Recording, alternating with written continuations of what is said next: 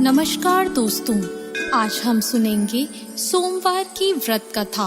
प्राचीन काल की बात है। एक गांव में एक साहूकार रहता था। साहूकार बहुत धनी था, लेकिन उसकी कोई संतान नहीं थी। साहूकार अपने वंश को लेकर हमेशा चिंतित रहता था। साहूकार भगवान शिव को प्रसन्न करने के लिए सोमवार का व्रत रखता था और व्रत के दौरान भगवान शिव पार्वती की पूजा करता और शाम को शिवलिंग पर दीपक जलाता था। साहूकार की पूजा अर्चना को देखकर एक दिन माता पार्वती ने भगवान शिव से कहा, हे प्रभु, ये साहूकार आपका परम भक्त है। प्रति सोमवार को विधि विधान से आपकी पूजा करता है। मुझे लगता है कि आपको उसकी मनोकामना पूर्ण करनी चाहिए। शिवजी ने पार्वती जी की बात को सुनकर कहा, हे गौरी, ये संसार एक कर्म क्षेत्र है। जैसे एक किसान अपने खेत में बीज बोता है तो कुछ वक्त बाद उसे पेड़ मिलता है, उसी तरह इस संसार में आदमी जैसा कर्म करता है उसे उसका वैसा ही फल मिलता है। भगवान शिव बोले कि इसके कर्मों में संतान सुख नहीं है, लेकिन माता पार्वती ने भोले भंडारी से दोबारा आग्रह किया और कहा, हे नाथ, फिर भी आप इसकी मनोकामना पूर्ण कर दीजिए। यह आपका परम भक्त है। अगर आपने अपने भक्तों की इच्छा को पूर्ण नहीं किया तो वो आपकी पूजा आराधना क्यों करेंगे? माता पार्वती के इतना आग्रह करने पर भगवान शिव ने कहा, यह साहूकार बहुत धनवान है और इसके कोई पुत्र नहीं है, इसलिए ये सदैव चिंतित रहता है। लेकिन इसके भाग्य में संतान योग भी नहीं है। लेकिन तुम्हारे आग्रह करने पर मैं इसे पुत्र प्राप्ति का वरदान दे देता हूँ। लेकिन इसका जो पुत्र होगा वो केवल 12 सालों तक ही जीवित रहेगा।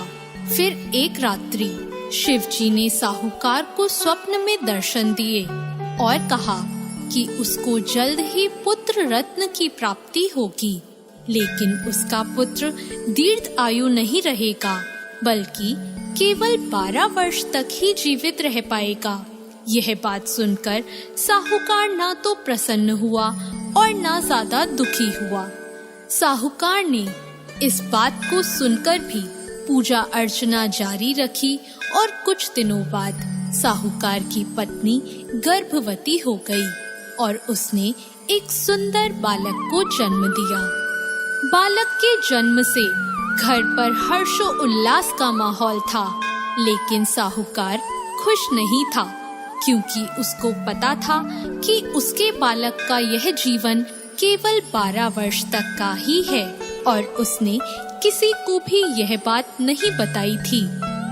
जब साहूकार का बालक 11 वर्ष का हुआ तो साहूकार की पत्नी ने कहा कि अब इसका विवाह कर देना चाहिए, लेकिन साहूकार ने मना कर दिया और उसे शिक्षा के लिए काशी भेज दिया। साहूकार ने बालक के मामा को बुलाया और पैसे देकर उन्हें बालक के साथ काशी जाने का आदेश दिया।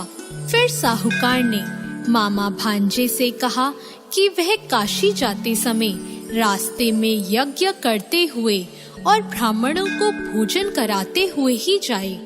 दोनों मामा भांजों ने ऐसा ही किया। काशी जाते वक्त जिस रास्ते से मामा भांजे गुजर रहे थे, उसका राजा अपनी पुत्री का विवाह एक ऐसे राजकुमार से करवा रहा था जो कि काना था, यानी उसे एक आंख से दिखता नहीं था। दूल्हे का पिता इस बात से चिंतित था कि अगर दुल्हन पक्ष को यह पता चल गया कि दूल्हा काना है तो राजकुमारी विवाह के लिए मना कर देगी। इसलिए उसने जब साहूकार के पुत्र को देखा तो उसने सोचा कि मैं अपने बालक के स्थान पर तोरण के वक्त इस बालक को बिठा दूंगा और दुल्हन के पक्ष वालों को पता भी नहीं चलेगा। दूल्हे के पिता ने साहूकार के पुत्र को इस बात के लिए राजी किया। इस तरह साहूकार के उस लड़के ने दूल्हे के कपड़े पहने और घोड़ी पर चढ़कर तोरण की रस्म पूरी की। तोरण के बाद फेरों की जब बारी आई तो दूल्हे के पिता ने साहूकार के पुत्र से अनुरोध किया कि वह दुल्हन के साथ फेरे ले और जब विवाह संपन्न हो जाए तो यह बात किसी को ना बताए। मामा भी राजी हो गया और विवाह समारोह भी निपट गया और शादी संपन्न होने के बाद मामा भांजा काशी के लिए प्रस्थान कर गए। परंतु साहूकार के पुत्र ने दुल्हन के कपड़ों पर लिख दिया कि तुम्हारी शादी मुझसे हुई है, लेकिन जिसके साथ तुम जाओगी वह एक आंख वाला आदमी है और मैं काशी में शिक्षा ग्रहण करने जा रहा हूँ।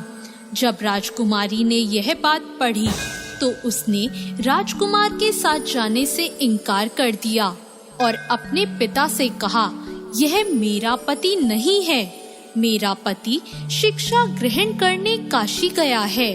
जब सब जगह यह बात फैल गई तो मजबूरी में दूल्हे के पिता को सारी बात बतानी पड़ी और दुल्हन के पिता ने भी अपनी बेटी को भेजने से इनकार कर दिया।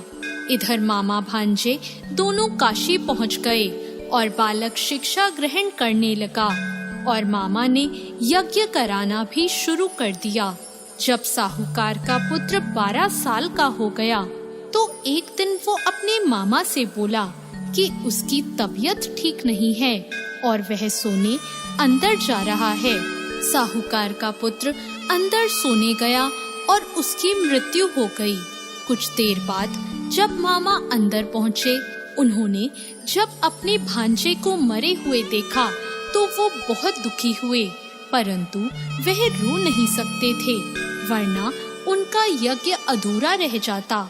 इसलिए मामा ने वापस जाकर यज्ञ पूरा किया और ब्राह्मणों का भोजन कराने के बाद मामा अपने मृत भांजे को देखकर रोने लगे। उसी वक्त उसी मार्ग से शिव पार्वती गुजर रहे थे। माता पार्वती ने किसी के रोने की आवाज सुनी तो उन्होंने शिवजी से कहा, हे प्रभु, कोई मनुष्य रो रहा है, चलो उसके दुखों को दूर कर देते हैं। शिव पार्वती मामा के पास गए और उन्होंने जब मृत बालक को देखा तो हैरान हो गए, क्योंकि वह भगवान शिव के आशीर्वाद से जन्मा साहूकार का पुत्र था।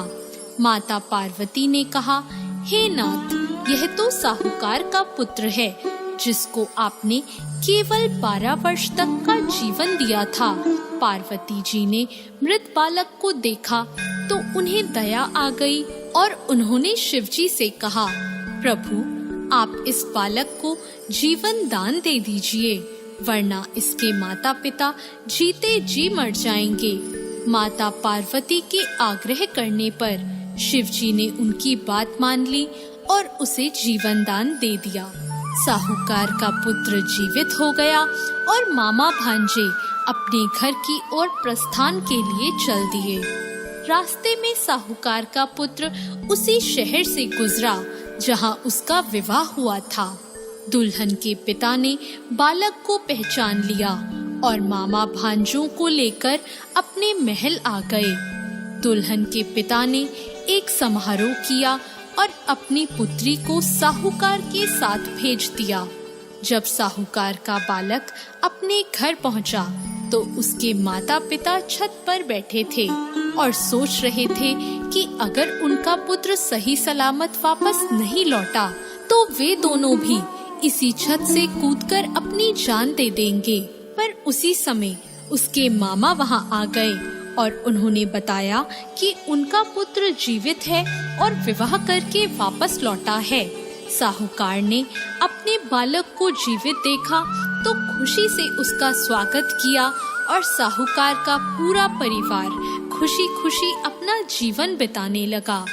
जैसे भोलेनाथ ने इस परिवार पर कृपा करी, ऐसी कृपा सब पर करना। तो दोस्तों, कैसी लगी आपको आज की ये कथा? ऐसी और कथाओं के लिए हमारे चैनल भक्ति ज्ञान को सब्सक्राइब करें। धन्यवाद।